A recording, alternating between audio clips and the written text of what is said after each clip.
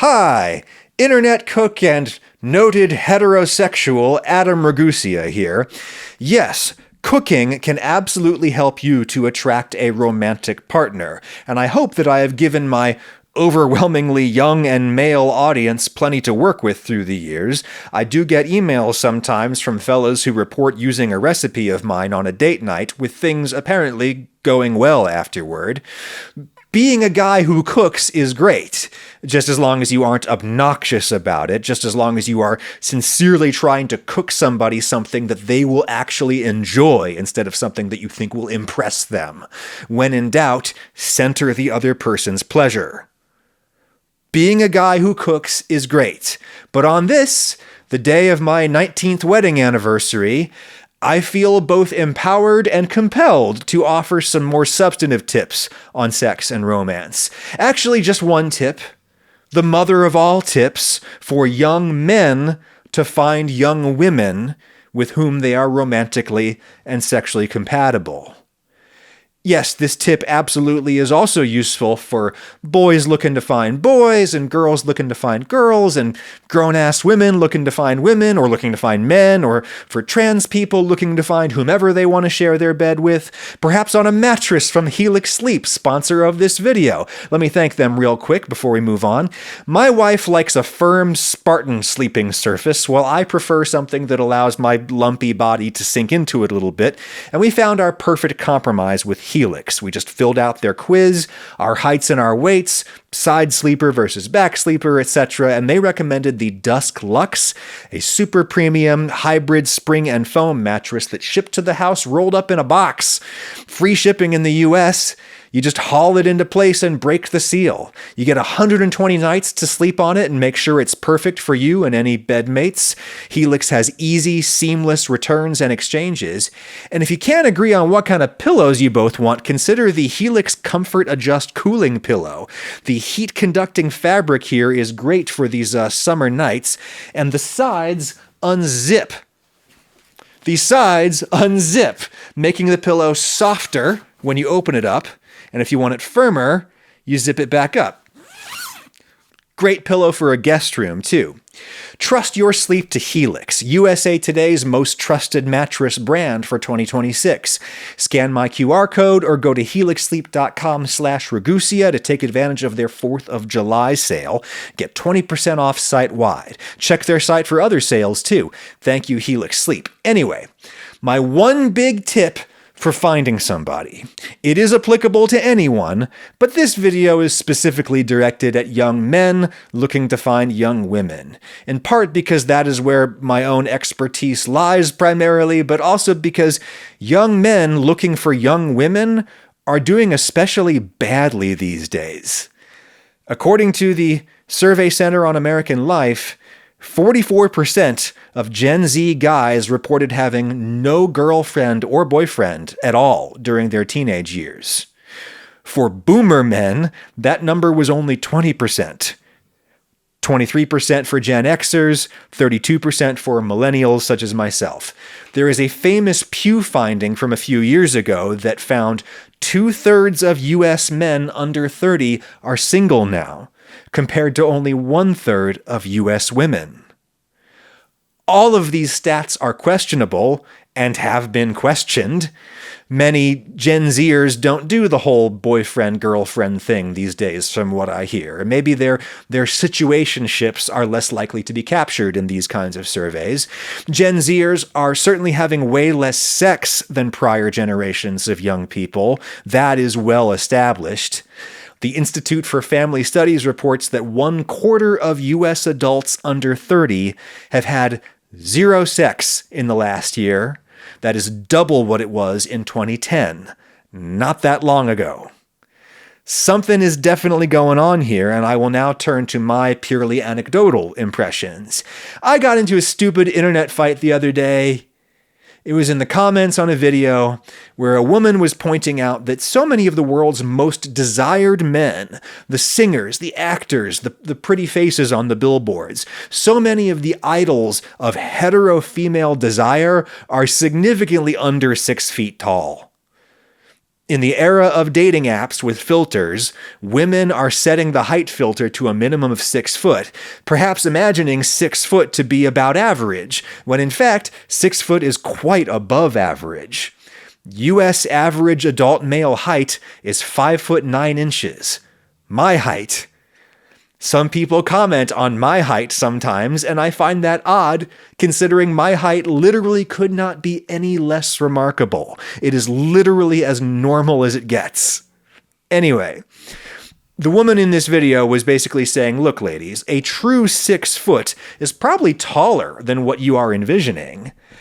A 5'8" guy might actually be tall enough for you, and if he is, lowering that filter a tick or two will enormously improve your odds of finding the man that you're looking for.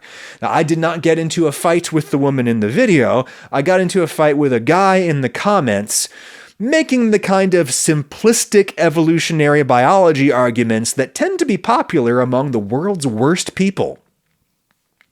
This guy was like, bullshit. Women are programmed to want big, tall protectors, and so the tall guys always end up getting all the women, and the women want the tall men so badly that many will settle for not being the only woman, and thus, sex is a winner-take-all economy that leaves shorter men out in the cold unless they are rich. And I was like, dude, no. I mean, yeah, like a little, but the world is full of happy couples where the man is not much taller than the woman, or in many cases, he's shorter, and he is not always rich. Look at all of the totems of female desire mentioned in this video that we're both commenting on. Women love Jeremy Allen White and Michael B. Jordan and Tom Holland, despite them all being under 6 foot, and not just because they are rich. Yes, Michael B. Jordan is under 6 foot, no matter what his official bio says. Anyway, this guy shot back. Have you seen the videos of women meeting Tom Holland for the first time and laughing because he's so much shorter than they were expecting? And at that point, I felt that I had diagnosed the problem with this guy. This is a guy who pretty much only knows women from the internet and not from real life. Because here's how it works in real life, boys. Gather around and listen to Old Man Ragusia. Here's how it works in real life. In real life, you do things. You go places. You go to school, where you meet lots of women about your age. You go to a study group at the library, where you meet lots more women. You join a student organization. You join a band. You join a choir. Oh, the women I used to meet in choir practice. You get a job at a real physical place where you do real physical work with other physical people. Forget the dating app. Get a job at a restaurant, for God's sake. Between the front and back of house, restaurants tend to have a pretty balanced gender makeup, and it's a place that centers corporeal pleasure and alcohol and staying up late, and everybody is sleeping with everybody else at nearly any restaurant you go to. Working at a restaurant is like being in Fleetwood Mac. You get a job. You get involved. Join a political organization, or a faith community, or a fan community. Anything where people get together in physical meat space, and it's not just a sausage party.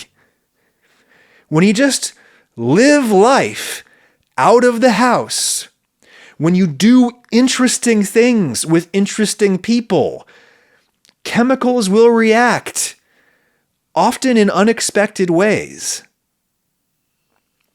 Back in my dating days, I had relationships with women who were taller than me, shorter than me, prettier than me, less pretty than me, all of that. Because when you meet actual women, when you engage with them as something other than a potential sex partner, when you work with women, when you create things with women, when you go places with women, you learn things with women, you will find that a woman becomes interesting to you, not just because of how she looks, but because she is interesting. because you are invested in her as a human being in her own right. And then that goes the other way too. Yes, most women care about looks when seeking a partner, but that doesn't mean looks are the only thing they care about. When you develop a sincere emotional bond with somebody by living life with that person, by doing things with them, that emotional connection can supersede a whole lot of other factors that people consider when choosing each other.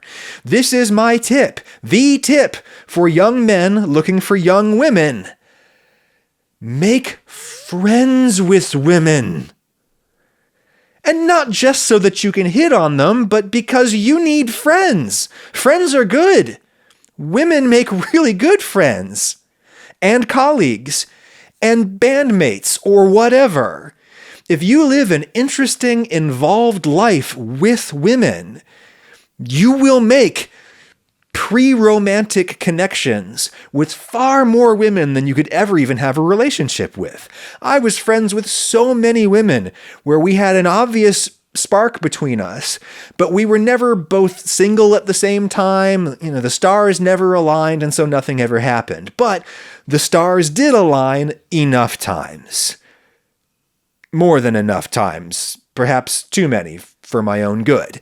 Just be in community with women, and nature will take its course, as it has done for all prior generations. You might say, well, what do you know, old man Ragusia? Nowadays, everybody meets on dating apps, and so flirting in real life is regarded as harassment. Bullshit. I mean, yes, the standards and practices of flirting have changed a lot over the last several generations, but one advantage of the female empowerment that you may decry is that most women feel perfectly comfortable making the first move these days, and so, generally speaking, you should let them. Let the connection blossom organically, let it grow to the point where you both obviously know that something is going on, but you haven't quite acknowledged it yet, and let her be the one to first nudge her toe over that imaginary line between you. She lives in a world that is legitimately dangerous, so give her the safety of controlling that first move. And if she never does, do not blame the friend zone. There are guys who think that being friends with a woman will cause her to rule you out as a romantic partner. There is no evidence of such an effect. The far more likely explanation is that she would have ruled you out as a romantic partner no matter what. The fact that you are friends with her is incidental. Not everyone you like is going to like you back, and you have to be a big boy and deal with that. Is it harder now for young people today to be in physical community with each other, to allow these chemical reactions to occur? Yeah, absolutely. It sucks. It sucks that we've lost so many third places, a physical place that is neither home nor work, where young people can just be together without necessarily having to buy something. It sucks that we have created an inherently atomizing, alienating built environment where we don't walk or take the train in close proximity to strangers anymore. You are in your automotive or your suburban pod, safely quarantined from everybody else in the Matrix. That sucks. It sucks that we walk around with addictive screens in our pockets that offer some of what you get from physical community, but not everything. The internet is like a diet of a seafarer of yore. It has enough calories, and it seems like it should keep you alive, but it's actually lacking some crucial micronutrients that are not immediately obvious, and eventually you will get scurvy and die. The internet is like that as a social food. It offers some of the substance of what you need, but not everything. And if you only get your social food on the internet, you will slowly get sicker and sicker. Even as you cram more and more of it into your face to compensate, it is simply lacking in certain key nutrients. I don't blame you. my young male audience, for the way that you struggle to find real community with lots of other people, including women with whom you might connect, even if you don't look compatible on a dating app? It's harder for you guys to meet people, but hard does not equal impossible. Ask any disabled or neurodivergent person about that. Improvise, adapt, and overcome. I do blame you guys when I see you talking about women as though they are animals acting purely on instinct, as though they have no interests in men beyond what the ancient reptile part of their brain tells them to pursue. Hey, maybe you are projecting, my guy. There are guys who want women as sex objects and as domestic servants who have no interest in women beyond any of that. Maybe the reason she doesn't like you is that she can tell that you don't like her. You aren't interested in her. You aren't curious about her. You're not invested in her success or self-actualization. You just want a nicely shaped body that folds laundry. Well, my guy, if you're a shallow asshole, then the only women who are really visible to you are also going to be shallow assholes. Maybe you deserve each other. The rest of us have never needed dating apps or even bars to meet. I met a woman in a bar one time, and it did not prove to be a particularly good choice. Everyone else I ever got involved with, I just met by existing in the world with women, by being in partnership with women, and by caring about women beyond my own desire for them. Now, I will admit that despite my own neurodivergence and unremarkable physical attributes, I do have higher than average game with women. I've got good chat, as the Brits would say. You might have a less intuitive sense of what women want from you when they're getting to know you. Well, here's a bonus tip for you. Get off the internet. Pick up a goddamned romance novel. There is this huge and rapidly growing industry that is mostly women writing stories for other women about what women want. It's a cheat code, and it's waiting right there for you to learn it. Don't know which book to read? Go to your local romance bookstore. Even in a modest-sized city like Knoxville, Tennessee, we have multiple such establishments at this point, including Good Girl Books, which my wife of 19 years, Lauren Morrill, co-owns with her friend Rayanne. Their favorite kind of customer there is the clueless dude who shows up and says, "Oh, I'm not sure what I should get. Can you help me? I'm kind of awkward." Ooh. They love that guy because his very presence in a romance bookstore indicates that he is interested in the inner lives of women. If you want people to be interested in you, you generally got to show some interest in them. Be in community with women in real life. Eventually, one of them will probably look past your superficial shortcomings, and perhaps you will learn to do the same. Now, stop watching YouTube and join a choir. I swear to you guys, choir.